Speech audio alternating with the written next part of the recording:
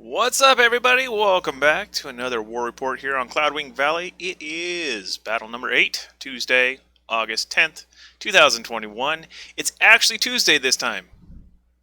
Last time, I guess it was Saturday, apparently. And I didn't know all day long that it was Saturday. Well, I guess that happens sometimes, right? So anyways, today the Borderlands opened. A lot of action going on over there. A lot of action going in other places. Thank you so much, Raylan Payne, I think, for that little donation there, Narth. And we are going to jump right on through this as fast as I possibly can. But first, we have a few announcements. Huzzah! First big announcement of the week, we have the Battle for Daichang beginning August 24th on Tuesday. That is when the first capital city will be available to siege. From there, September 7th, Imperial Dawn begins, so that's when both capitals are available to siege. And sadly, September 18th, it's very interesting timing this season for the end of the season. I'm not sure if that's a good thing or a bad thing, but the end of the season comes September 18th. That is a Saturday. That is the last battle that you will have of Season 8. So if you're going to make a big land grab, that's when you want to do it. In any case, let's jump on through. I do want to give some special thanks to some people. First, my data collection assistants is Mina, Pedro, and Natrum. You guys are awesome. You're helping me put this all together, so thank you so much for doing that. Discord supporters, Wise Guys, Obes, Foot Powder, Furhead, Madarubo, Zugi Zork, Kane, and Adrian Black. I'm definitely not the person you want reading off diplomas at a graduation.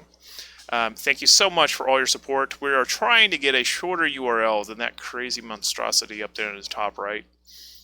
So do the Discord Nitro thing. Chip in where you can, and hopefully we can get that shorter URL. It's just going to be like CB, and be done with it. Be nice and easy for everybody. If you haven't been over there, it predominantly is, I've tried to keep it kind of toxicity free. I'm not always around, so sometimes it gets a little crazy, and I have to remind people to be cool. But, sometimes it gets a little crazy. But other than that, there were no alliance changes this week that I saw. We have a whole bunch of houses without alliances. So if some new alliances were to spawn up, that would be kind of a good thing. But, personalities sometimes don't mesh well, so we'll see. Let's jump on over to Longting. This is the new region.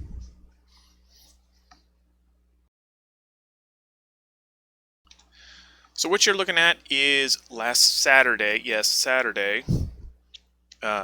That's where we were at. And here is where we are tonight.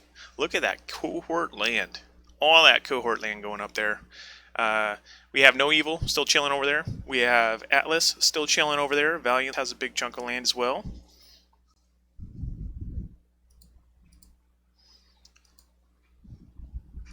Taking a look at the battles of the night. Cohorts gained 9 properties. Nice. Speak gained 1.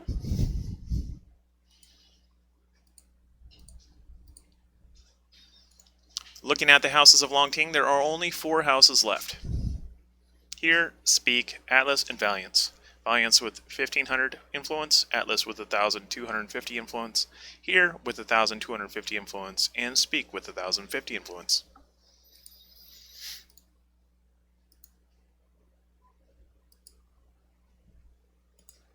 Jumping over to the Prosperity, it is currently sitting at a nice, healthy 60%.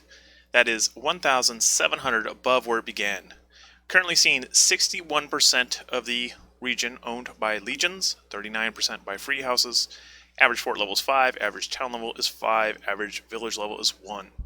Top renowned builders are Atlas with 2 fiefs at 350, tied with here, who has 2 fiefs at 350. Speak has 2 fiefs at 150, and then Valiance has 5 fiefs with 150.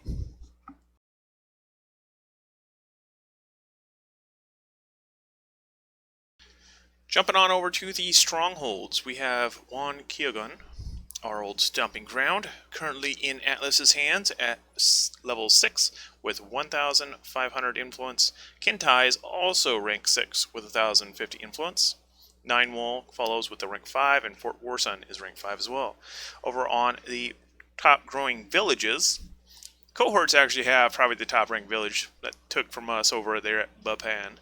But the highest house owned one is Rowling with Atlas, and Lantin with here for 200 apiece.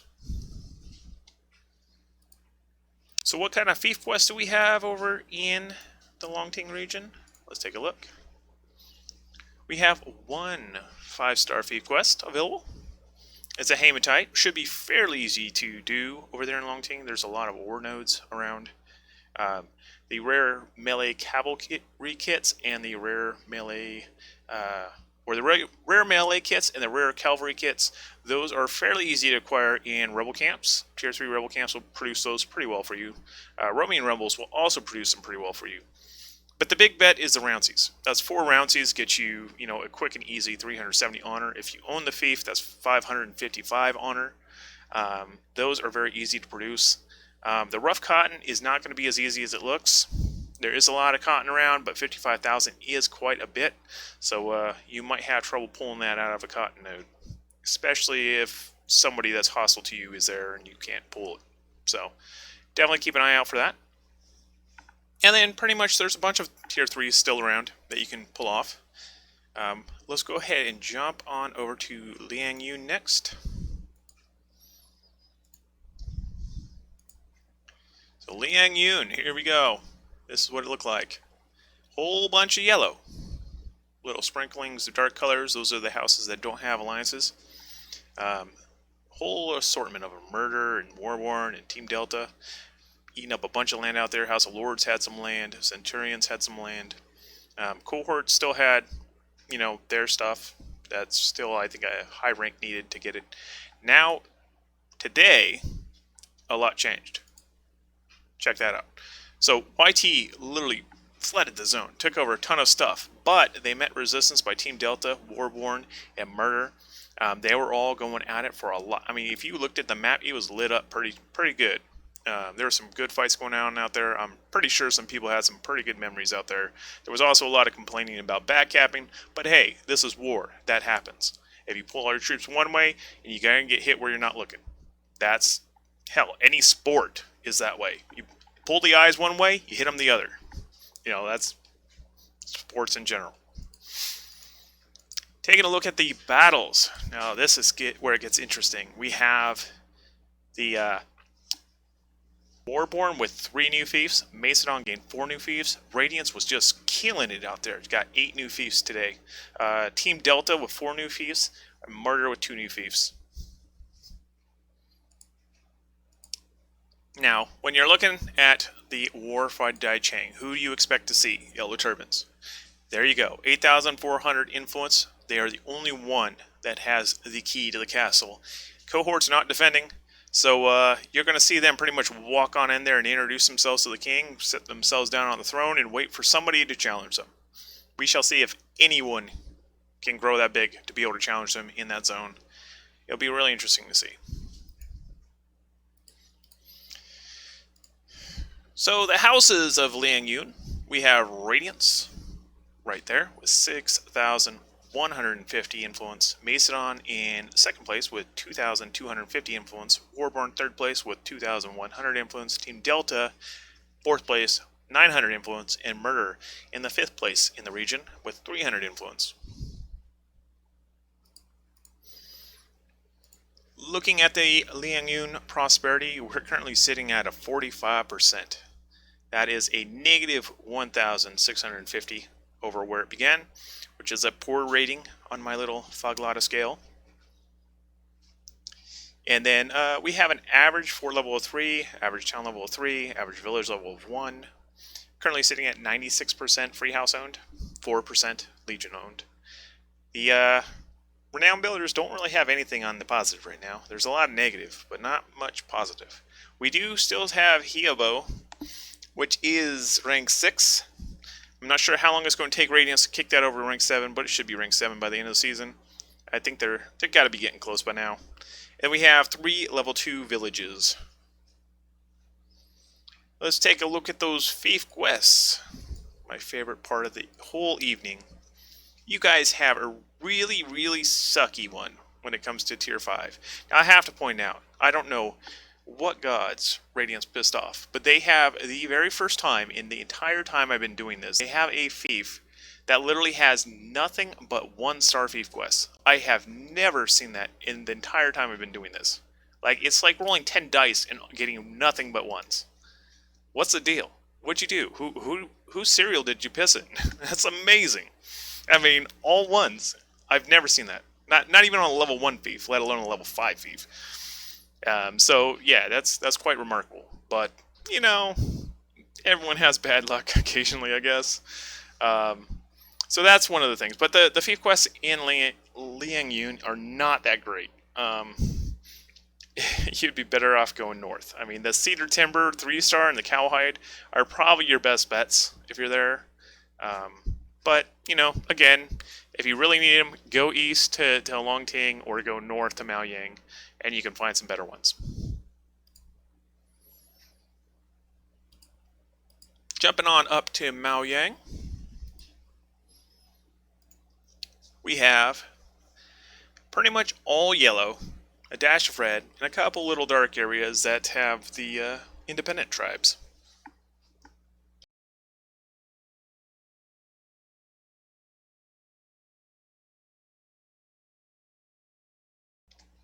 Flipping over to now, there you go. A few more red spots. The tribes are still there. Valiance is still cruising around. Not a whole lot of changes tonight. We saw Atlas gain 2 new fiefs, and Lionheart gain 3 new fiefs. Taking a look at the houses of Maoyang, we have Radiance on top with 4,875, Atlas in second place with 4,485, Macedon in third with 3,900, Valiance in fourth, 2,340, and Lionheart in fifth with 585.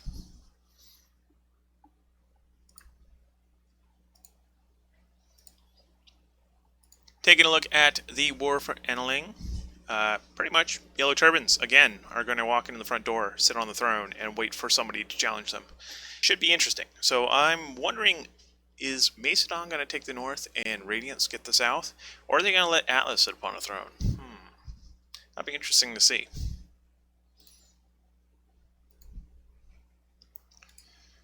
Taking a look at the prosperity rating of Maoyang, it is still stable. It is like perfectly down the middle, exactly where it began.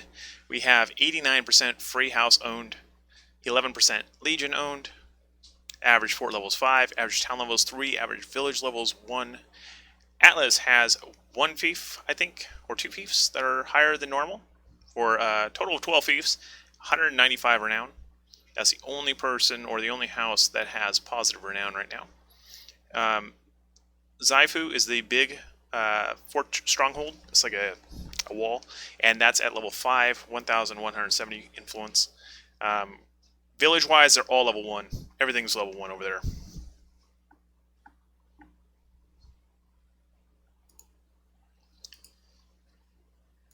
Taking a look at fief quests. This is where I was saying you should go north, because Mumbai there. That hematite, 14,000 hematite, that's really easy to get your hands on. The chalcocite is also really easy to get your hands on. So both of those are your best bets this week. In all honesty, if you're in Liangyun, head north, go and turn those in up there. It's just a little hike, but it's well worth it. Other than that, you have the Barbs and Roundseas, which now that the Borderlands is open, you can get either one of those over in the Borderlands. Drop them off there for a quick and easy 250. Which brings us around to the Borderlands. This is the big region. There's like 74 fiefs total, I believe, in this region. And yeah, so we're going to split it into 2. So we have the northern Borderlands. This is what we're looking at the beginning of the war. Pretty much the non-existent cohorts of the Borderland owned everything. After the war, this is what we're looking at. So we have pretty much most of the alliances owning everything, with Hurt jumping in there and said, "Hey, us too, let's go." So it was a wild night. There was a lot of good fights. YellowTurbans came up there. Macedon was putting up some good fights at Acheron. That was probably one of the most epic fights I've seen in a while. It's pretty good. So props to you, Macedon. Hats off. And I'm sure we'll be seeing each other again soon. He'll probably be trying to murder us again. Over there in the northern border, now check this out. I almost had to redo my UI before the stream because of how this all laid out. Yeah, that little guy down there, don't worry about that little guy. Alice gained 1, Leviathan gained 1, House of Knights gained 2, Black-Handed Nog gained 4, Hurt gained 1, Eric Dub gained 3, House of Lords gained 7, Vigilantes gained 3, Odin gained 2, Macedon gained 2, House of Squires gained 2, Midway Kings gained 3, Lionheart gained 3, and Goshkia gained 8. Now that is just the north.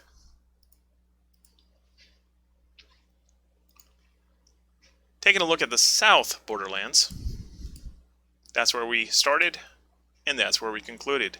There was a whole lot of murder going on down there in the south. Whole lot of murder. Now, for those of you that didn't know, traditionally, the very far south of this region, like since I've been playing Conqueror's Blade, has almost always been owned by YellowTurbans. So seeing something other than YellowTurbans owning everything in the south is very new. So yeah, good luck holding that. I'm not sure how long you'll do it, but props to you for even trying. So it'll be interesting. Definitely going to be interesting. So looking at the South region, Midway Kings, right there, took 5. Radiance got 3. Murder got 14 fiefs. Macedon got 5. Goblins got 1. Aleppo, welcome to the family, got 1. And Immortal Crusade, also new to the board, got 1. Black-Handed Nod stole 1 as well.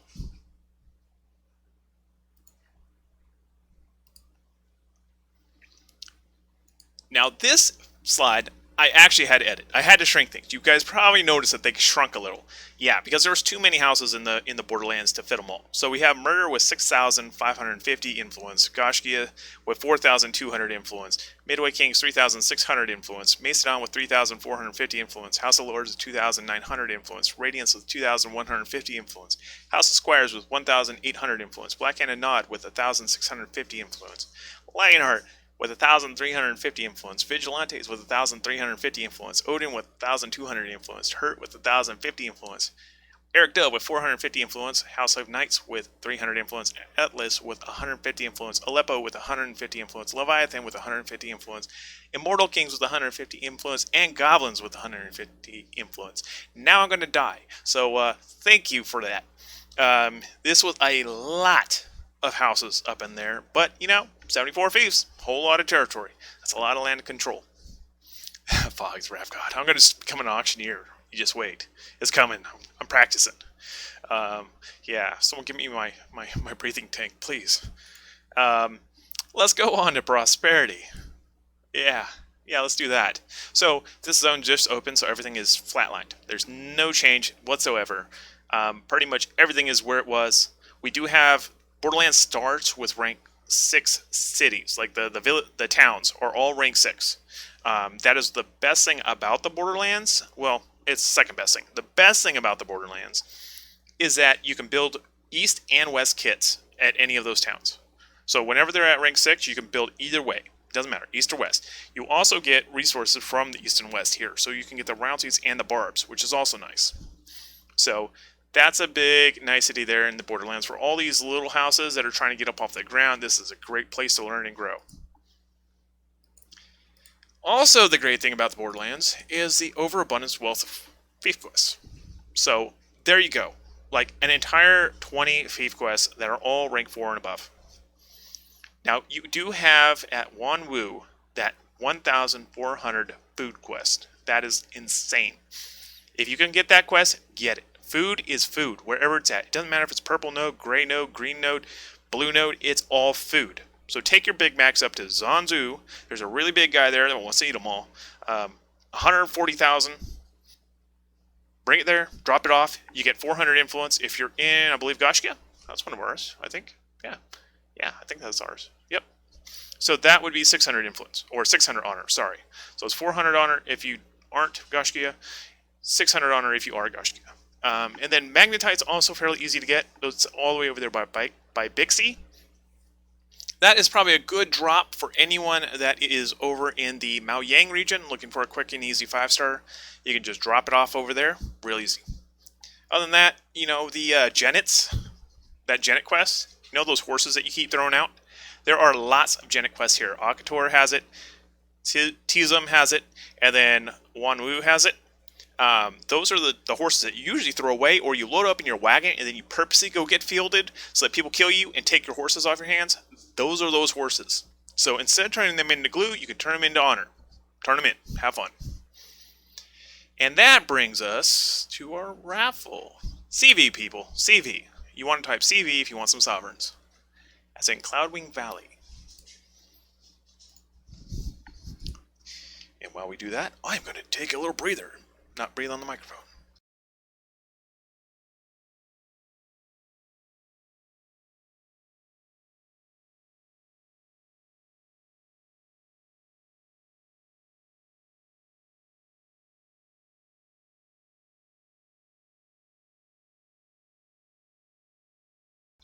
Alright, we are currently sitting at 67 entries. 67 entries into this here raffle. Come on, you know you want those sovereigns. 68 entries. Do I have 69? Do I have 69? Going once, going twice. 69? Do I have 69? I see everyone throwing in more. They're like, oh, there we go. We got up to 70. Come on, new people. If you haven't tossed it in, CV for Cloudwing Valey. You can do it. It's 2 letters. It's not hard. 525 sovereigns for CV. 72. All right, we're going. We're going. 70. Ooh, 74. 2 more new people. Nice. YT. Sorry, Wicked. That doesn't work. Dollar Coffee. That doesn't work. 75. All right. Going once. Going twice. Rolling the dice.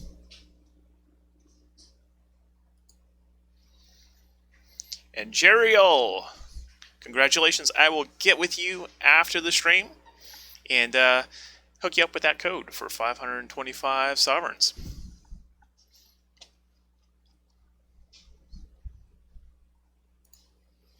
So that brings us to the leaderboards. My favorite slide, top 10 renowned builders. On top of that is the mighty and powerful Atlas. They who have the best builders, 545 renown for them. Here in second place with 350 renown, Speak with 150 renown, and Valiance with 150 renown.